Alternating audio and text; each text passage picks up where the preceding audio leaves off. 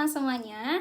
Jadi, kali ini aku mau berbagi cerita sama teman-teman tentang bagaimana sih pengalaman aku setelah membaca sebuah naskah drama.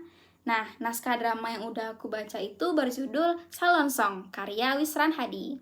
Nah, cerita di naskah drama ini diawali dengan adanya sosok Raja Wali yang merupakan seorang kreditur utama yang memberikan pinjaman-pinjaman kepada nasabah. Nah, Raja Wali ini dia memiliki sebuah utusan atau bawahan yang bernama agen. Agen ini ialah seorang lelaki kekar yang memiliki kelemahan atau kekurangan, yaitu ia berbicara gagap. Dan sebelum dia mulai berbicara, dia selalu memiliki kebiasaan yaitu memukul gong. Nah, pada saat si agen ini sudah ada dan dia mulai masuk ke dalam wilayah masyarakat, dia mulai menawarkan berbagai pinjaman-pinjaman kepada para calon nasabah. Lalu kemudian muncullah salah satu calon nasabah yang tertarik dengan pinjaman-pinjaman yang diberikan oleh si agen tadi. Nah, kemudian pada saat si agen sudah melihat, wah sudah ada nih sebuah calon nasabah, dia mulai menyeret nasabah tersebut di bawah bayangan si Raja Wali. Dan setelah itu diberikanlah si nasabah tadi tuh tanduk kerbau, dipasangkan dia tanduk kerbau, sehingga itu merupakan salah satu lambang bahwa dia telah resmi menjadi nasabah di kreditur milik si agen. Tak lama setelah itu, nasabah tadi mengalami kekerasan, di mana agen tadi berusaha memasukkan kayu meranti ke dalam mulut si nasabah tadi secara paksa. Nah, tak lama setelah itu, jumlah nasabah di dalam usaha milik si agen tadi mulai bertambah semakin banyak. Dan dengan sikap kejam dan egois yang dimiliki oleh si agen, ia memaksa para nasabah-nasabah tadi untuk menyetujui berbagai pinjaman yang ia tawarkan. Nah, awalnya pinjaman-pinjaman tersebut memang sangat menyenangkan bagi para nasabah dan sangat memuaskan mereka.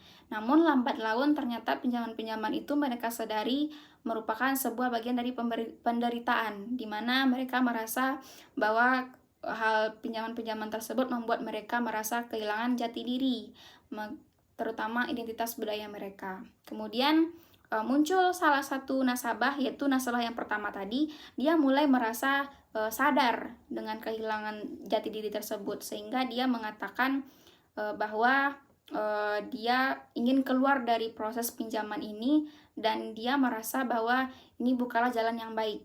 Nah, nasabah pertama ini dia menyadari bahwa setelah dia merasa melihat teman-teman yang lain itu merasakan pinjaman-pinjaman tersebut, dia merasa bahwa ini sudah sangat jauh dari adat istiadat, sehingga dia mengatakan kepada para nasabah lainnya untuk keluar dari pinjaman tersebut. Namun para nasabah tersebut tidak menghiraukan perkataan dari nasabah pertama. Bahkan nasabah kedua ini dia mengolok-olok, dan karena terjadi hal perdebatan antara nasabah pertama dan nasabah kedua, terjadilah sebuah peperangan yang dinamakan perang saudara. Nah, dari hasil perang tersebut ternyata mereka sama-sama merugi, dan mereka menyadari bahwa hal ini memanglah bukan hal yang baik. Kemudian semakin lama penawaran yang ditawarkan oleh si agen tadi semakin banyak, dan bahkan mereka karena mereka sudah meminjam kepada si agen tadi menyuruh si nasabah melakukan apapun gerakan yang ia suruh, dan ternyata itu diperolok-olokkan oleh si agen kepada para penonton, seolah-olah dia mengatakan kepada penonton bahwa tindakan-tindakan yang mereka lakukan ini sebenarnya adalah tindakan konyol. Tak lama setelah itu, nasabah pertama tadi dia melawan. Dia mulai mengatakan kepada para nasabah yang ada di sana dan menyuarakan kepada mereka untuk mengembalikan pinjaman-pinjaman yang telah ditawarkan oleh si agen tadi. Minta kepada mereka, kembalikanlah pinjaman-pinjaman tadi tuh. Kita tidak boleh berhutang lagi, dan agar tujuan kita tuh mampu membangkitkan budaya-budaya kita sehingga mereka tidak lagi kehilangan identitas diri. Kemudian lagi-lagi muncul si agen tadi tuh. Dia muncul si agen, kemudian dia memberikan berbagai penawaran dan berbagai hasutan kepada para nasabah untuk tidak mengikuti untuk tidak mendengarkan perkataan dari si nasabah pertama tadi. Dan kemudian untuk menghasut para nasabah tadi, si agen melakukan tindakan kepada si nasabah pertama. Nasabah pertama tadi menggunakan pakaian kemeja yang menggambarkan bagaimana pakaian lelaki modern saat ini, yaitu menggunakan kemeja, jas, dan sebagainya. Lalu si agen tadi meminta kepada si nasabah pertama tadi untuk mengembalikan semua yang dia pakai kepada negara-negara yang lain. Kenapa? Lalu muncul pertanyaan dari nasabah pertama ini, kenapa saya harus membuka? Emang apa yang salah dalam diri saya gitu? Emang yang saya gunakan ini salah? Apa sih yang salah dari apa yang saya gunakan? Dan lalu si agen ini menjawab, kemeja dan pakaian-pakaian yang kamu gunakan ini asal musulnya bukan dari nenek moyang kamu, bukan dari budaya kamu, melainkan dari budaya orang lain. Maka seharusnya kamu harus mengembalikan budaya-budaya mereka tersebut. Nah, begitulah kira-kira maksud dari si agen. Nah, melihat para nasabah tersebut yang disuruh melepas oleh si agen, para nasabah lain mulai menangis. Dan tidak lama muncul nasabah kedua yang sudah sadar tadi. Dia juga sudah sadar setelah peperangan yang dilakukan dengan nasabah pertama. Setelah itu dia datang kemudian mengajak para nasabah lainnya untuk mengembalikan semua pinjaman-pinjaman yang diberikan. Nah, melihat nasabah pertama tadi yang diperlakukan seperti itu oleh agen, membuat para nasabah-nasabah yang melihat tadi menjadi menangis. Mereka menangis melihat bagaimana perlakuan agen kepada nasabah pertama. Mereka merasa kasihan.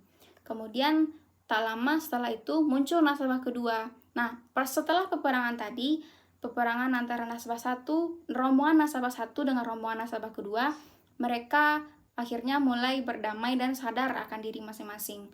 Kemudian muncul nasabah kedua yang juga mengajak nasabah lainnya untuk mengembalikan semua pinjaman-pinjaman yang merupakan sebuah pengaruh dari budaya barat dan juga budaya luar lainnya.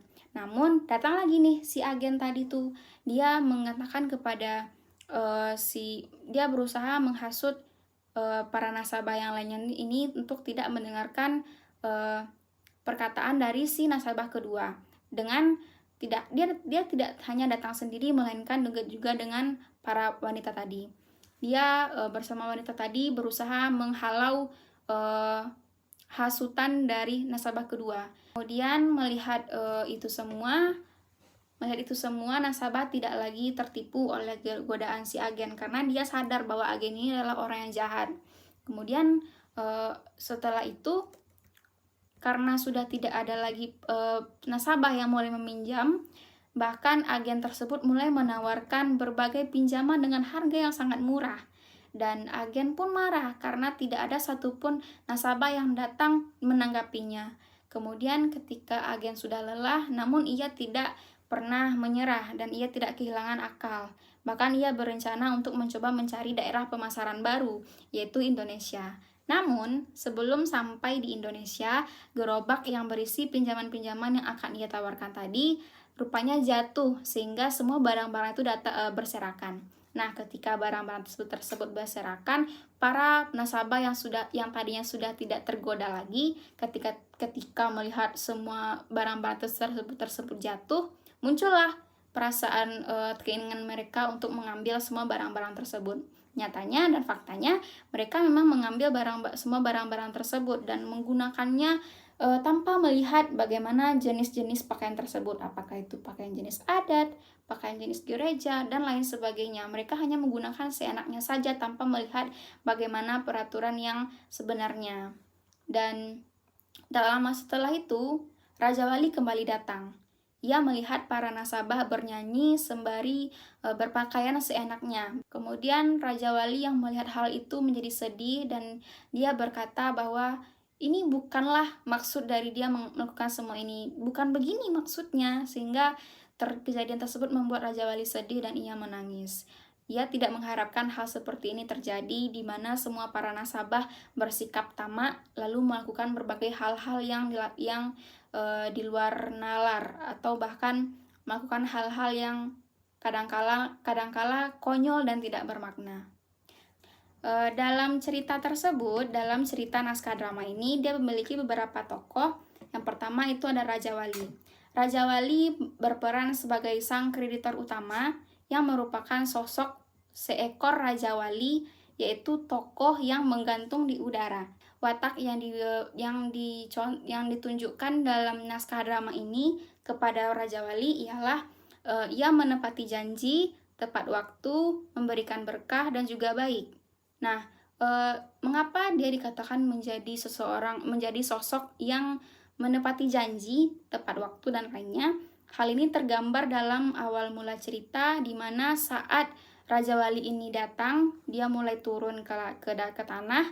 Kemudian para wanita-wanita tadi dan juga si agen memberikan penghormatan seperti mengaum layaknya kerbau. Mereka memberikan penghormatan kepada Raja Wali yang sudah datang menepati janji dan datang dengan tepat waktu. Hal ini tentu menggambarkan bagaimana watak dari Raja Wali yang memiliki sifat dia menepati janjinya dan juga datang dengan tepat waktu. Memberikan berkah ditunjukkan pada saat nasabah pertama tadi diseret oleh agen ke bawah bayang-bayang Raja Wali. Kemudian Raja Wali menyiram si nasabah tersebut dan mengatakan bahwa ia telah diberi berkah.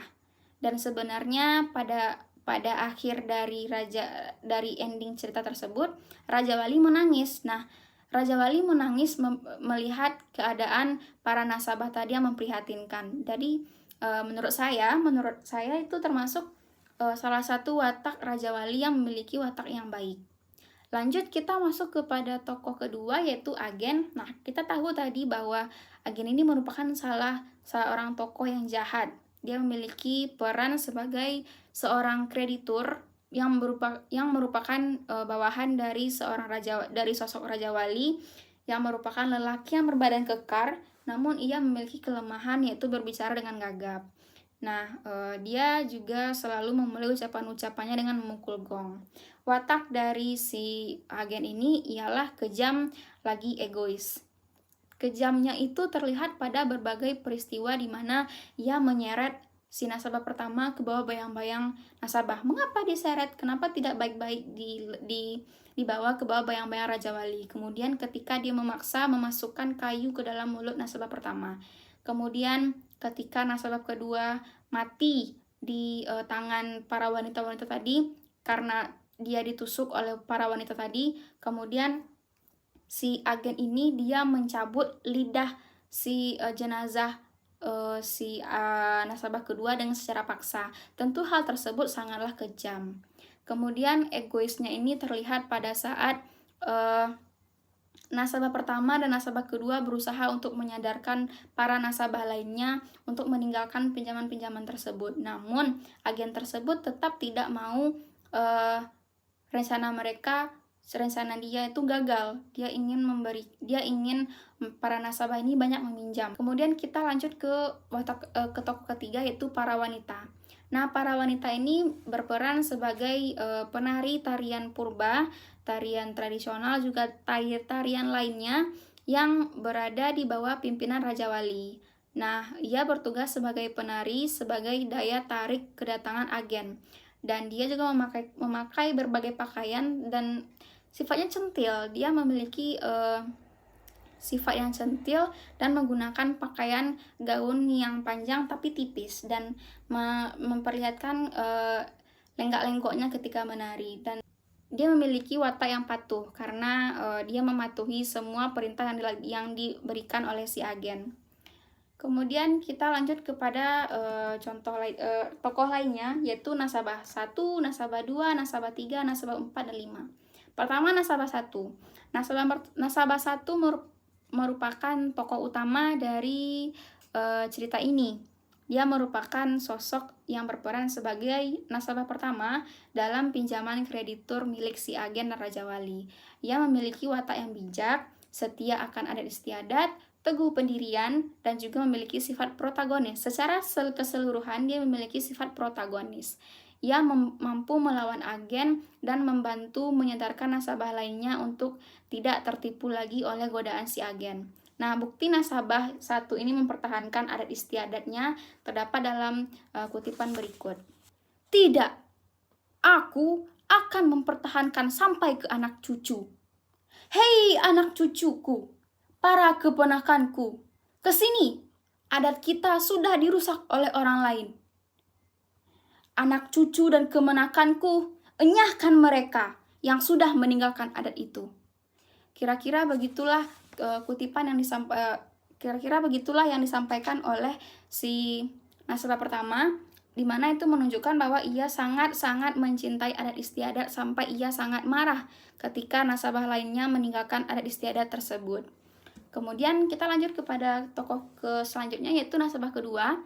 Nasabah kedua ini merupakan sosok yang berperan sebagai nasabah kedua dalam pinjaman kreditur agen, yang memiliki watak yang mudah tergoda, penakut, dan ia juga melawan si agen. Pada awalnya dia memang mudah tergoda, kemudian akhirnya dia juga mengikuti langkah nasabah pertama, yaitu melawan agen. Ia membantu menyadarkan nasabah lainnya untuk tidak terpengaruh oleh pinjaman yang ditawarkan oleh si agen. Nah, bukti yang mengatakan bahwa nasabah kedua ini membantu menyadarkan nasabah terdapat dalam kutipan berikut. Saudara-saudara, memang kita telah dipermalukan oleh agen keparat itu. Tapi jangan patah semangat, apalagi patah selera di rumah makan Padang. Secara moral, kita telah menang. Pengaruh Barat, pengaruh Arab telah berhasil kita babat. Dan mulai hari ini, kita kembali kepada adat. Saudara-saudaralah yang akan dicatat nanti sebagai pejuang pelestari kebudayaan. Bila peraturannya sudah siap kelak, bintang putra budaya akan disematkan di dada. Saudaralah candra merana wabah di muka. Saudara telah membayar hutang budaya. Biarpun sebagai tumbal, itu pun tidak apa. Dengar saudara-saudara, suara musik kita, nyanyian adat, tembang leluhur, dendang nenek moyang. Bangkitlah saudara, tarian tradisi kita, biar dengan kaki telanjang sekalipun tidak kalah dengan tarian flamingo yang bersepatu tumit keras itu. Tidak kalah dengan tari pusar milik Lebanon itu. Wah, selamat datang tradisi, sampai jumpa arwah leluhur. Kira-kira begitulah ucapan yang disampaikan oleh nasabah kedua. Kemudian nasabah ketiga ialah nasabah ketiga dalam pinjaman kreditor si agen. Begitu juga dengan nasabah keempat dan nasabah kelima. Nasabah ketiga, nasabah keempat, nasabah dan kelima memang memiliki peran dan watak yang sama, yaitu mereka sama-sama bagian dari nasabah pinjaman kreditur agen dan memiliki watak yang penakut dan pasrah. Hal ini terlihat pada saat berbagai ancaman-ancaman yang diberikan oleh si agen membuat mereka merasa takut sehingga mereka pasrah untuk mengikuti apa saja yang dikatakan oleh si agen. Apa saja sih latar yang ada di naskah drama tersebut? Nah, naskah drama Salonsong ini memiliki berbagai latar, yaitu seperti pertama, latar tempat. Latar tempat yang terdapat di dalam cerita naskah drama ini adalah Sumatera Barat. Nah, mengapa begitu? Sebagaimana yang sudah beberapa orang ketahui, sebagaimana yang udah kita ketahui bahwa Wisran Hadi merupakan salah seorang penulis yang berasal dari Sumatera Barat, dan kebanyakan dari karya beliau juga merupakan hal-hal yang berbau dengan latar Sumatera Barat. Begitu juga dengan naskah drama ini, yaitu Salonsong, yang memiliki latar berupa Sumatera Barat. Hal ini tergambar dari berbagai peristiwa yang dimana terdapat sebuah pepatah petitih dari Minangkabau. Kemudian ada citraan nasabah satu yang menceritakan asal-usul nenek moyangnya. Itu sudah sangat menggambarkan bagaimana latar Sumatera Barat begitu kental dalam cerita tersebut. Kemudian latar waktu. latar waktu di cerita ini, di naskah ini, di drama ini adalah siang hari. Mengapa di siang hari? Hal ini tergambar dalam narasi awal cerita yang menggambarkan bahwa wanita menarikan tarian purba di bawah bayang-bayang Raja Wali. Di bawah bayang-bayang Raja Wali, kita tahu dan logikanya bahwa Raja Wali berada di atas langit, dan jika di bawah Raja Wali terdapat bayang-bayang, maka terdapat sebuah cahaya. Karena adanya cahaya di langit yang menimbulkan bayangan Raja Wali, maka kita berspekulasi bahwa latar tersebut terjadi di siang hari. Kemudian latar suasana di sini ada 3. Yang pertama itu menyebalkan, kemudian menegangkan, dan menyedihkan. Menyebalkan di sini dikatakan juga dengan emosional. Hal ini tergambar pada saat nasabah 1 dan nasabah kedua berusaha untuk menyadarkan nasabah-nasabah lainnya, namun si agen ini selalu menghalang-halangi mereka. Tentu hal itu membuat mereka sangat kesal dan emosional kepada si agen tersebut. Kemudian menegangkan. Latar suasana di sini menegangkan pada saat peristiwa rombongan nasabah 1 dan juga rombongan nasabah kedua melakukan perang saudara. Yang namanya perang, tentu saja hal itu merupakan sebuah hal yang menegangkan. Kemudian menyedihkan. Latar menyedihkan tergambar pada peristiwa di mana pada saat nasabah kedua ini mati karena ditusuk oleh para wanita yang memegang keris. Tentu hal itu membuat para nasabah lainnya merasa sedih mengapa nasabah kedua berakhir harus meninggal. Kemudian yang latar suasana menyedihkan lainnya tergambar pada saat di bagian akhir cerita di mana Raja Wali yang menangis karena melihat bagaimana kondisi dari para nasabah tadi yang telah tamak karena mengambil pakaian-pakaian yang jatuh dari pinjaman-pinjaman kreditur agen tadi. Kemudian jika naskah drama ini dipentaskan, kira-kira kita akan berspekulasi bahwa gambaran di atas pentas terdiri dari berbagai hal, seperti pertama itu terdapat di dalam pentas terdapat sebuah lapangan terbuka dengan adanya beberapa atribut pohon. Kemudian yang kedua itu terdapat sebuah ruangan, baik itu rumah maupun itu sebuah pendopo yang tidak lumayan besar. Kenapa kita membutuhkan sebuah ruangan atau pendopo? Karena dalam cerita tersebut digambarkan bahwa para wanita masuk, para wanita keluar, para wanita masuk, para wanita keluar. Nah, kalau di pentas tidak adanya sebuah ruangan, kita akan sulit memperhatikan bagaimana bentuk dari para wanita masuk, bagaimana bentuk dari para wanita keluar.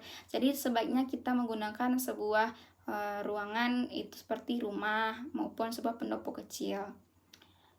Kemudian pada saat drama ini dipentaskan, sebaiknya itu kita menggunakan berbagai properti seperti berupa gong, ada tanduk kerbau atau miniatur tanduk kerbau, kemudian cermin, ada seruling, ada cambuk, urat meranti, kayu meranti, ada genderang, fluid, pakaian-pakaian modern, pakaian-pakaian ala Arab Timur Tengah, payung Coca-Cola, gerobak, tape recorder, pakaian Mekah, dan tongkat berukir, serta keris. Nah, properti-properti tersebut merupakan properti yang digunakan untuk berbagai peristiwa di dalam naskah tersebut. Pada saat kita mementaskan naskah drama ini, sebaiknya itu menggunakan musik tradisional Minang, karena bagaimanapun cerita ini berlatarkan Minang, jadi musik juga harus menggunakan musik Minang, seperti musik seruling, di mana tadi ada peristiwa si agen membunyikan seruling yang membuat para nasabah terpana, dan pada seruling tersebut sebaiknya itu menggunakan musik seruling tradisional Minangkabau. Kemudian adanya bunyi kicauan burung Raja Wali yang menyimbolkan bahwa adanya sosok seekor Raja Wali. Kemudian musik menegangkan digunakan ketika rombongan nasabah 1 dan nasabah kedua berperang. Kemudian ketika nasabah 2 geram akibat tindakan si agen. dan ia seolah-olah kesurupan karena kemarahannya tersebut. Kemudian menggunakan musik resolusi atau musik penyelesaian. Nah, pada cerita tersebut, pada akhirnya, pada penyelesaiannya sebaiknya digunakan musik resolusi, di mana musik tersebut memiliki tempo yang lebih lambat, harmoni yang selaras, dan juga instrumen yang lembut. Kemudian setelah kita tahu bahwa musik sudah siap, properti sudah ada, dan lainnya, kita perlu memperhatikan pencahayaan. Nah, jika drama ini dipentaskan, maka lampu yang digunakan terdapat beberapa lampu. Pertama itu ada lampu putih, digunakan untuk pada awal masuk ke cerita yang menciptakan pencahayaan umum atau sebuah gambaran netral. Kemudian lampu merah digunakan untuk menciptakan suasana dramatis dan berbahaya, yaitu ketika rombongan nasabah 1 dan nasabah kedua berperang, dan ketika nasabah 1 dan 2 melawan agen, serta ketika nasabah kedua mati terbunuh. Nah, setelah saya membaca naskah ini, saya merasa bingung. Awalnya saya merasa bingung dengan naskah drama ini. Saya bingung bagaimana sih, apa sih makna dari naskah drama ini?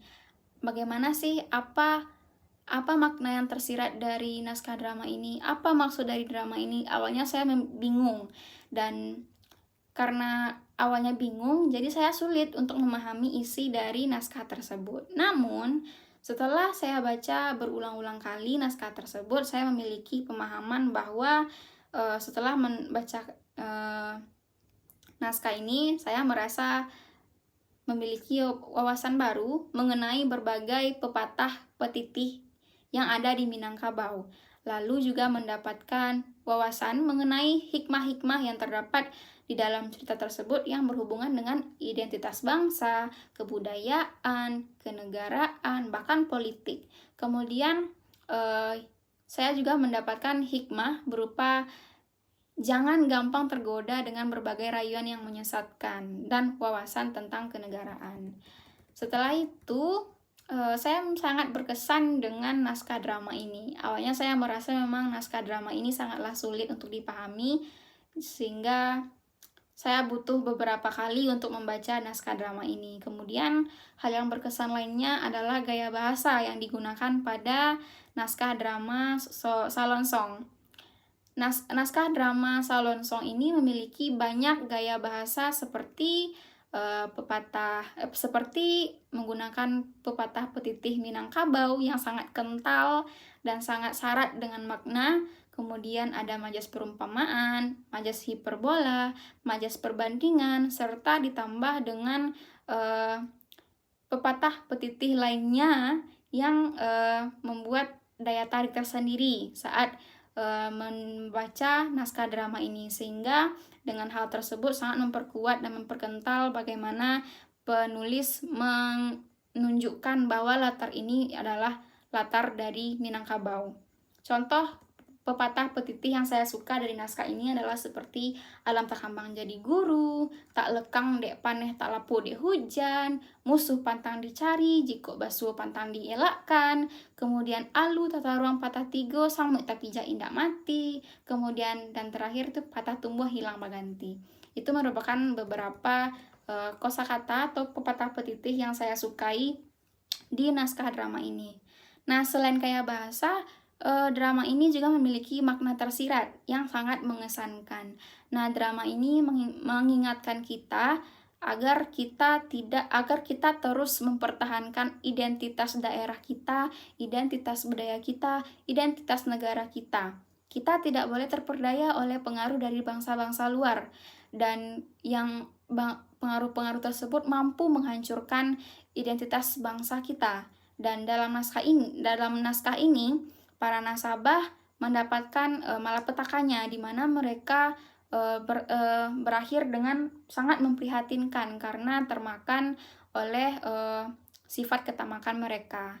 Mereka menerima seluruh pengaruh dari budaya luar tanpa menyaring hal-hal buruk, seperti menyaring hal-hal buruk terlebih dahulu. Hal ini saya spekulasikan, saya pahami karena pada cerita para nasabah ini dia saat mengambil pakaian-pakaian itu dia tidak memperhatikan jenis apakah pakaian ini, apakah pakaian adat, apakah pakaian ini, apakah pakaian itu. Mereka tidak memperhatikan itu, mereka hanya asal menggunakan pakaian itu saja, dan itu bagi saya tuh menggambarkan bahwa bagaimana mereka tidak menyaring hal-hal, tidak menyaring globalisasi ataupun tidak menyaring pengaruh-pengaruh dari budaya luar, sehingga hal itu dapat merugikan mereka, merugikan kita semua. Dan akibatnya mereka akhirnya melakukan tindakan-tindakan konyol dan tidak bermakna. Nah, sekian dulu cerita aku tentang pengalaman membaca naskah drama berjudul Salonsong dari Wisran Hadi. Aku berharap teman-teman semua dapat memahami apa yang aku sampaikan, dan aku juga berharap semoga dari cerita ini teman-teman juga ikut tertarik ingin membaca naskah drama asli dari Salonsong karya Wisran Hadi. Terima kasih sudah mendengarkan. Mohon maaf apabila tafsiran ini salah dan tidak sesuai dengan karya aslinya, tidak sesuai dengan isi dari naskah dramanya. Saya mohon maaf. Wabillahi taufiq wal hidayah. Wassalamualaikum warahmatullahi wabarakatuh. Bye bye.